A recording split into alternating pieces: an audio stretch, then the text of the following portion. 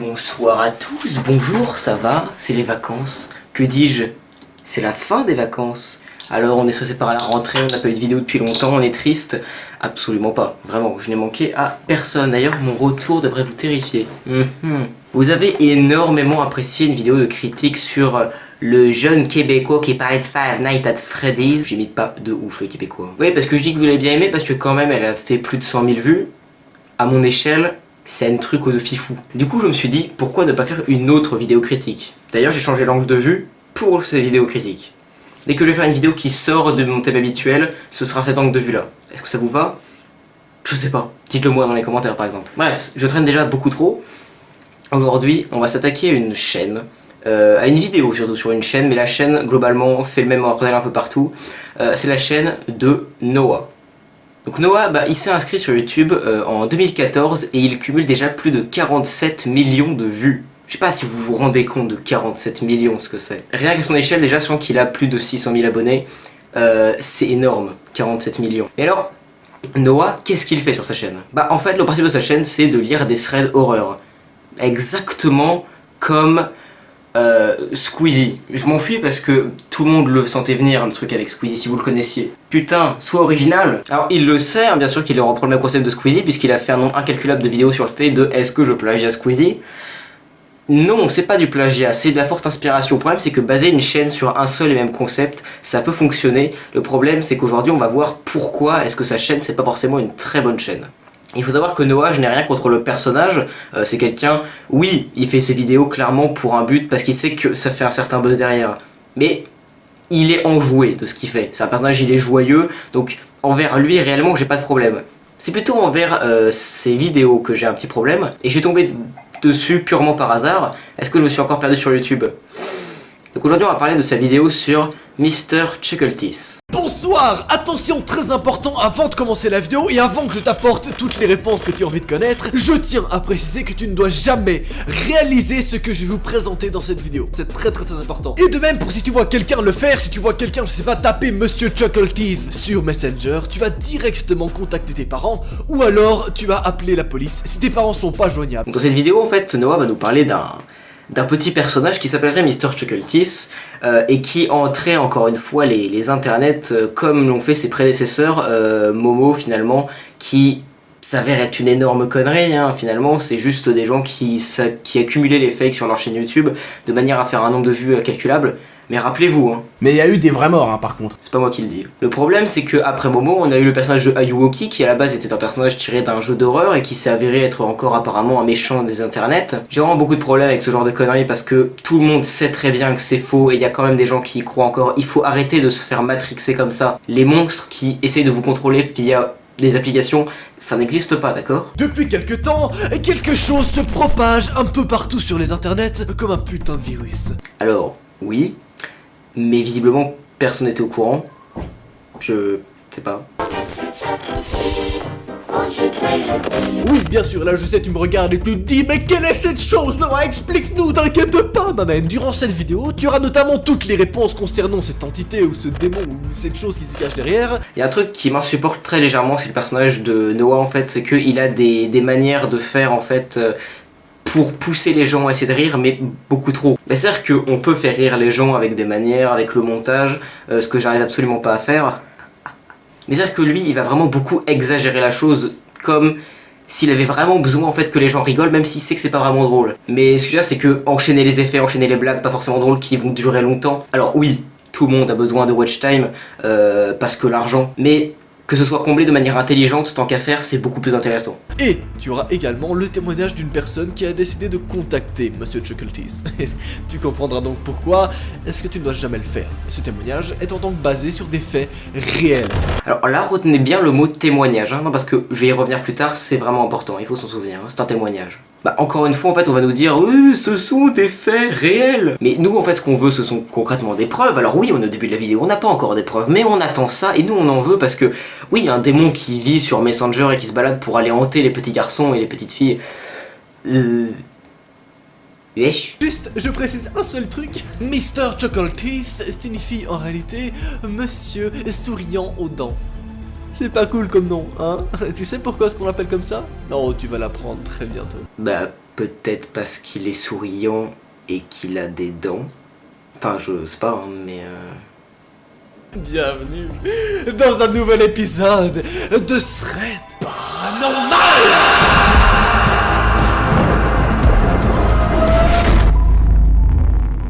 Globalement, en fait, les threads, c'est quelque chose qui est un très bon concept, en fait, si on veut, mais c'est très mal exploité. C'est-à-dire qu'on a Squeezie qui va nous raconter des threads sans forcément nous dire que ce sont vrais ou faux.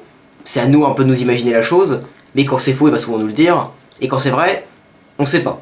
On nous dit que c'est peut-être vrai, on sait pas. Il faut très rarement croire ce qu'on lit sur internet, que ce soit sur Reddit, sur Twitter, sur n'importe quel site. Parce que internet, c'est avant tout, si on veut, l'accès à l'information, mais aussi un énorme accès à la désinformation. Les threads d'horreur, finalement, c'est un sacré bordel. On a d'une part énormément de fake, et très peu de choses qui peuvent être vraies, même si d'un autre côté, des fois, quand c'est vrai, ça peut toujours tout autant être flippant. Mais là, ce que Noah exploite, c'est beaucoup de thread fake où il va nous assurer que c'est vrai. Non, on ne fait pas ça. Ah yes, bonsoir.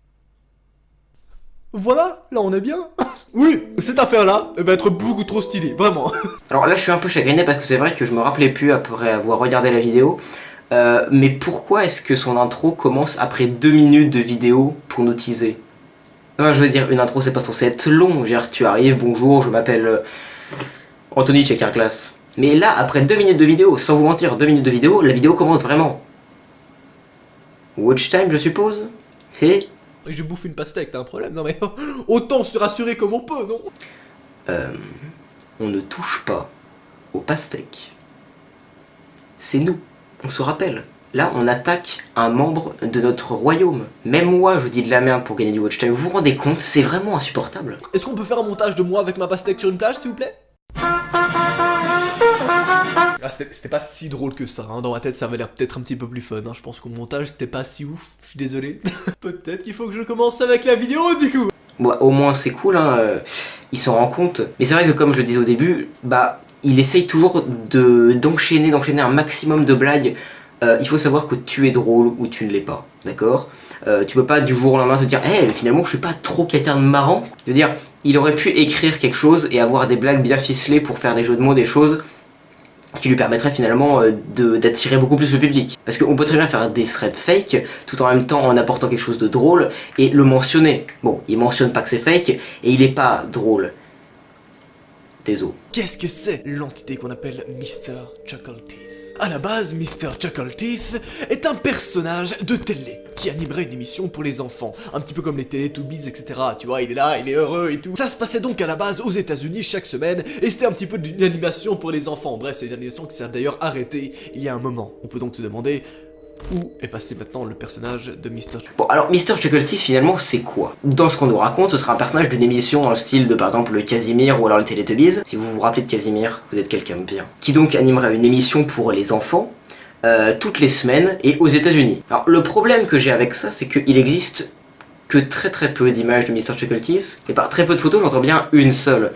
Bien sûr, il y en a plus après qui vont arriver par rapport aux événements qui vont découler de l'histoire, vous allez bien voir dans la vidéo. Mais ce que je veux dire, c'est que Mr. Chuckleteeth, l'émission, elle n'a pas existé. C'est quelque chose qui a été monté de toutes pièces, exactement comme Freddy Fazbear Pizza. Oui, rêvez pas, hein, ça a toujours pas existé. Hein. Chuckleteeth. Autre point important que tu vas mémoriser pour la suite, nous avons actuellement énormément de jouets de Mr. Chuckleteeth sur le marché. Tu vois, parce qu'à l'époque, quand l'émission marchait très bien, ils ont vendu plein de petits jouets où on voyait Mr. Chuckleteeth et tout ça. Alors, des jouets finalement Mr. Chuckleteeth, non, mais finalement, après ce que l'histoire derrière, on va voir de ce qui en découle, parce que oui, c'est une petite histoire au final.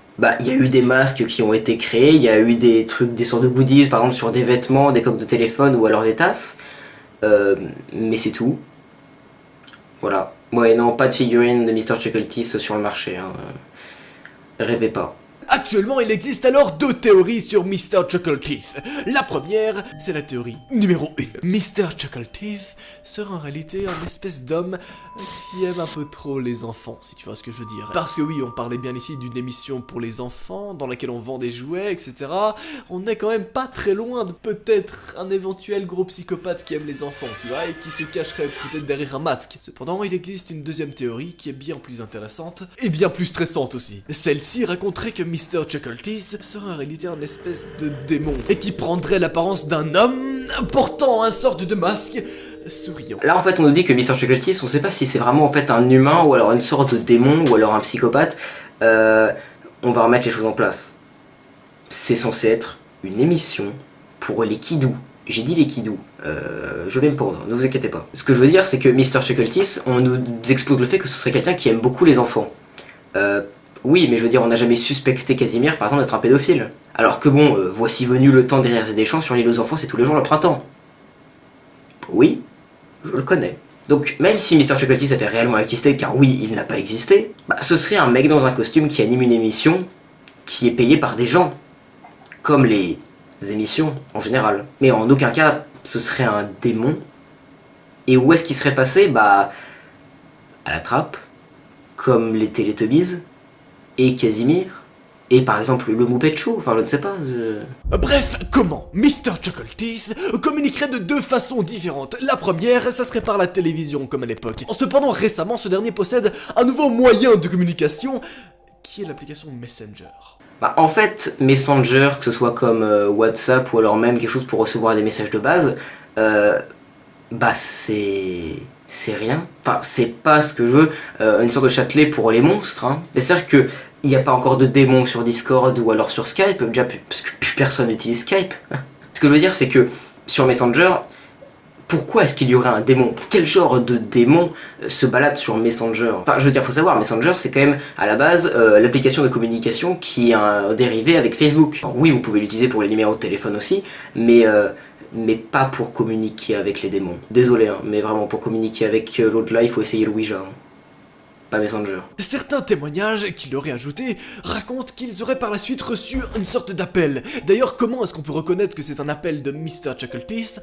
Tout simplement parce que l'appel, ou le numéro en question, s'affiche en morse. Ce n'est pas un numéro, non, c'est un réel morse. Une espèce de message codé. D'ailleurs, que veut dire ce message codé? N'hésitez pas à me le dire en commentaire. Bon alors déjà le morse, pour les gens qui ne savent pas au fond de la salle, c'est un langage codé qui est fait donc de points et de traits, pour communiquer. Donc ça fait des suites de bip ou de bip, comme ça, en fonction du point ou du trait. Et donc ici on va voir l'alphabet morse, donc qui répertorie toutes les lettres et tous les numéros, de manière en fait à pouvoir faire des messages codés complets. Et c'était utilisé pendant la guerre, histoire de communiquer de manière discrète. Et alors, parce que je suppose qu'aucune des personnes qui est abonnée à la chaîne EA n'aura fait l'effort d'essayer de traduire ce qu'il est marqué en morse, eh bien je l'ai fait pour vous en prenant l'alphabet morse et en regardant point par point ce que ce texte en morse veut dire. Et il veut tout simplement dire « Imagine how much come 15 », un terme qui ne veut absolument rien dire, et « foot tall ». Bon alors déjà je ne me ferai pas le plaisir de traduire cette phrase, hein, déjà pour des raisons que ceux qui parlent anglais auront compris, et puis ensuite parce que ça veut rien dire. Enfin je veux dire, même si c'était un message codé dans le message codé, non, ça veut vraiment rien dire pour le coup. Et qu'est-ce qui s'est produit dans le cas du jeune Andrew? Andrew, qui est donc une des personnes qui aurait contacté Monsieur Chuckletease. D'ailleurs, cette histoire a tellement fait parler d'elle qu'on a eu carrément un épisode de X-Files, qui est une série un petit peu américaine, qui a repris cette histoire. Voici donc un petit extrait de cet épisode. Sur mon toit, oh monsieur rigolo, viens jouer avec moi, sois toujours avec nous. Quand... Je t'ai déjà dit de ne plus m'appeler. Maman, monsieur rigolo. Maman est au téléphone, Andrew. Mais maman, regarde. Arrête de m'appeler. Andrew?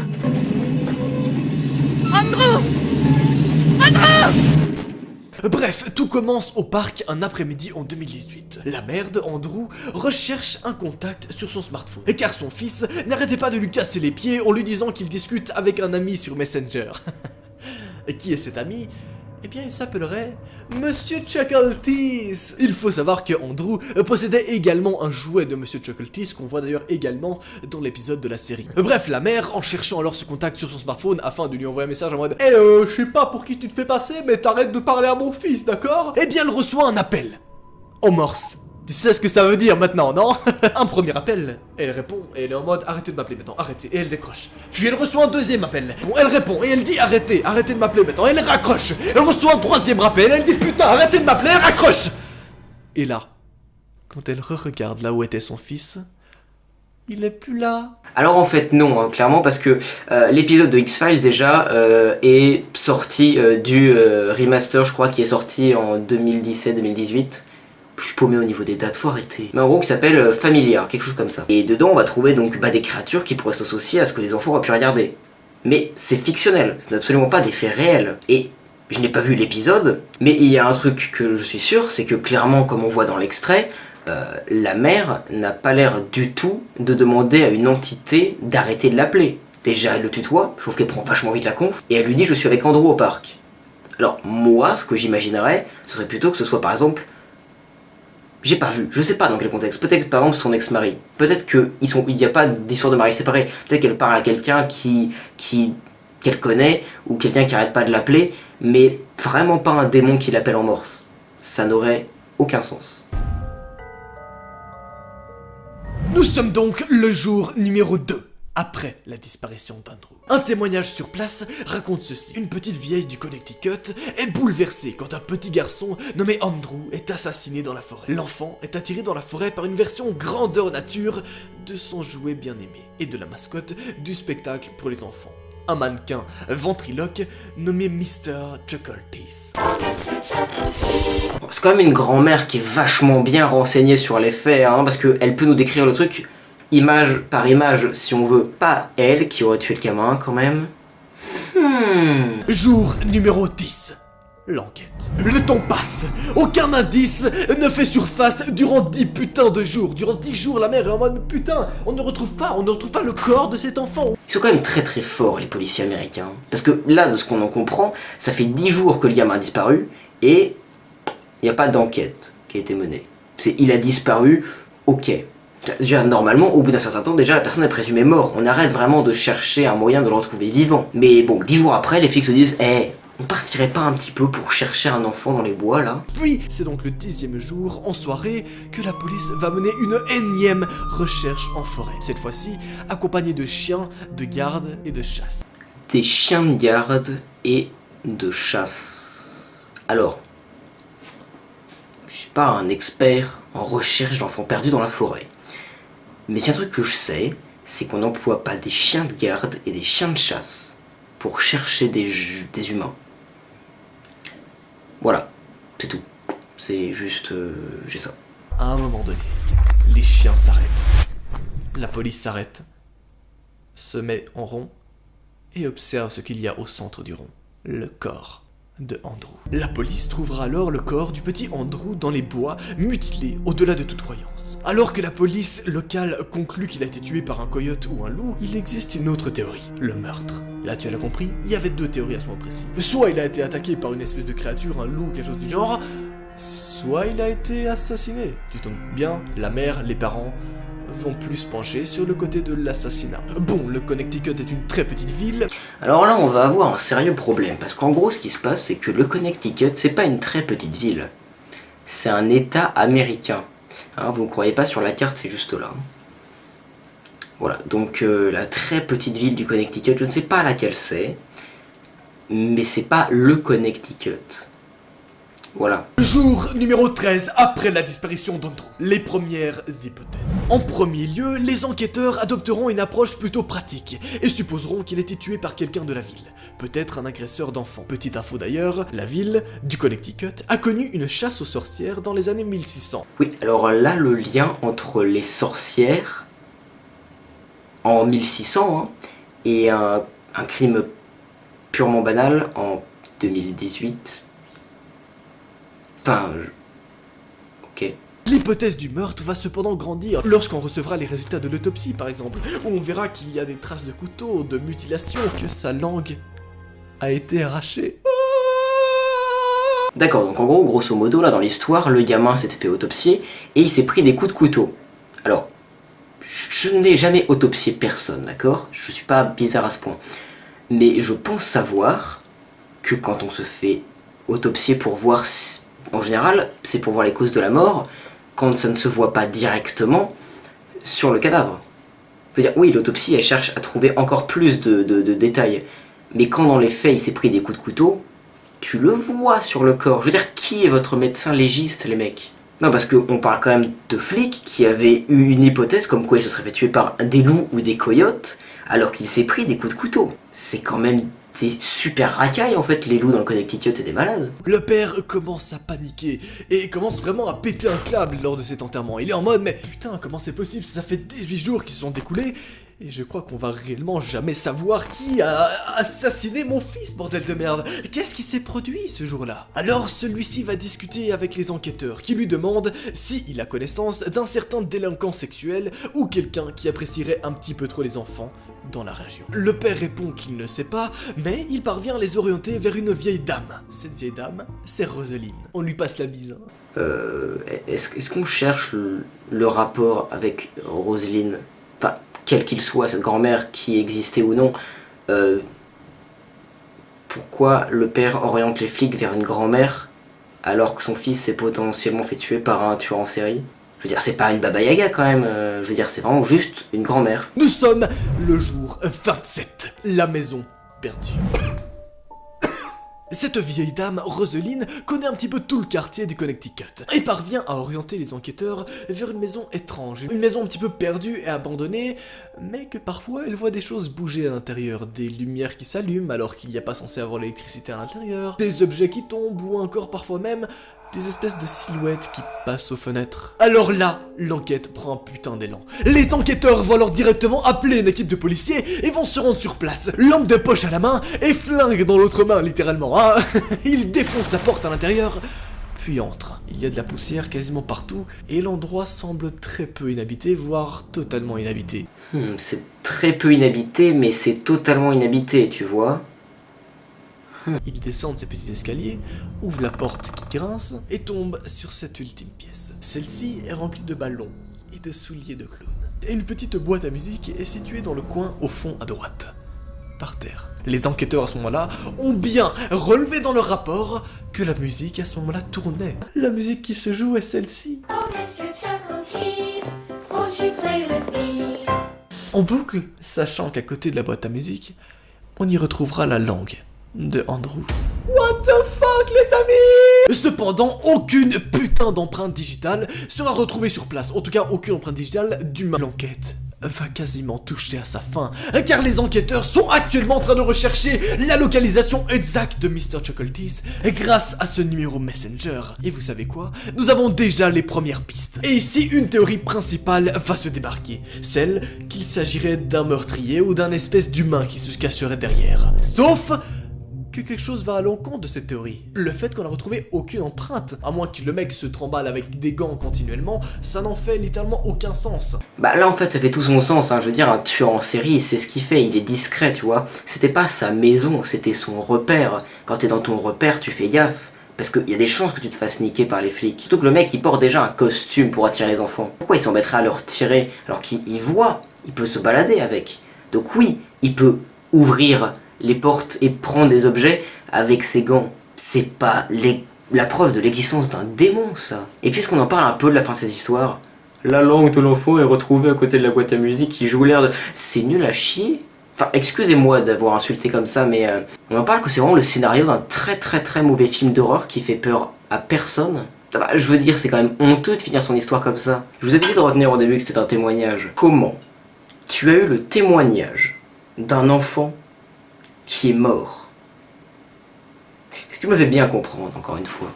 C'est-à-dire qu'on nous atteste que c'est un témoignage. Un témoignage, c'est quelqu'un qui vient pour témoigner quelque chose, qui lui est arrivé ou qui est arrivé à quelqu'un. À mon avis, là, c'est surtout une faute dans sa manière de s'exprimer. Dans les faits, c'est pas un témoignage, c'est un récit.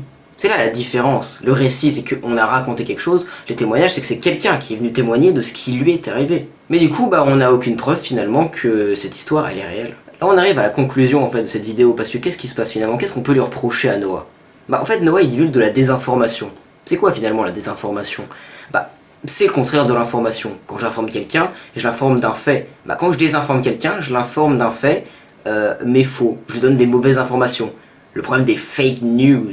En fait, ce qui se passe, et ce qui m'embête un peu avec ça, c'est que, comme je disais, j'ai pas de problème avec le personnage de Noah. C'est quelqu'un qui a matière à faire des vidéos de qualité. Déjà, le mec, il a du matériel et qui a voir l'ambiance de ses vidéos. Le problème, c'est que derrière, il se chauffe pas vraiment, en fait, pour le concept de ses vidéos. C'est un concept qui est facile à faire, qui est facile à produire, Et puis bah après on sait que ça rapporte des vues et de l'argent. Donc après tout oui, pourquoi s'arrêter? Bah en fait Noah, si je devais lui conseiller, je lui dirais pas d'arrêter de faire des vidéos. Faut qu'il continue. Je veux dire, son concept, il est marrant. Mais faut qu'il se renseigne vraiment beaucoup plus sur ses histoires. Quand il raconte quelque chose, qu'il la raconte pas juste parce qu'il l'a lu quelque part. Ce qui serait intéressant d'ailleurs, ce serait qu'il développe son avis sur l'histoire et qu'il dise que c'est fake. Exactement comme Farod avait fait quand il lisait des creepypasta. Creepypasta, on sait que c'est faux. Mais c'était intéressant la manière dont c'était raconté. Donc je veux dire, dans le concept de sa chaîne, finalement, juste à dire quand c'est faux. Et si c'est pas faux, essayer d'apporter un maximum d'éléments pour arriver à prouver que ce n'est pas faux. Parce que là, ce qu'on voit dans sa vidéo, c'est que finalement, on n'a aucune preuve du fait que ce qu'il a fait était réel. On a juste un mec qui galère un peu à nous raconter une histoire en essayant de faire des blagues par-dessus, et puis des fois qui essaie de prendre un air sérieux pour nous dire « Eh, mais il y a eu des vrais morts par contre. Hein. » Mais on n'y croit pas, même en réfléchissant. Déjà, de base, l'histoire ne fait pas peur. Il y a qu'à voir dans les commentaires tous les enfants qui sont là « Oui, j'ai trop peur, je me réfugie dans les commentaires. » Non, ça marche sur une vidéo qui fait vraiment peur. Là, l'histoire, tu pourrais la raconter dans les bois avec un pote en faisant griller des chamallows dans un feu de camp. Il dort sa meilleure nuit après, hein. Y a pas de problème. Hein. Donc voilà comment je conclue la vidéo finalement, c'est que c'est la désinformation, ce qu'il raconte est fake, et je sais pas s'il le sait, je pense qu'il le sait, et j'espère qu'il le sait. Sinon c'est très très grave de penser vraiment que ce genre d'histoires sont réelles. Et du coup voilà, tout ce que je peux lui souhaiter c'est une très bonne continuation, et vous, si vous avez votre avis à me donner en commentaire, si vous avez d'autres chaînes, vous voulez donc je parle, parce que je suis pas un youtubeur critique, mais ça m'amuse des fois de pouvoir donner mon avis sur des sujets, tout en apportant en fait des preuves finalement pour soutenir mes propos. Donc voilà, cette vidéo a été très très amateur, mais j'espère qu'elle vous aura plu. En tout cas, vous pouvez du coup, si elle vous a plu, mettre un petit pouce bleu, mettre un commentaire surtout. Je lis tous vos commentaires, c'est très important d'en mettre un. Oui, ça va être le référencement, mais surtout parce que j'aime bien lire. Et puis abonnez-vous à la chaîne, de toute façon ça fait toujours plaisir. Enfin bref, bonne rentrée à vous. Je suis un connard. Salut.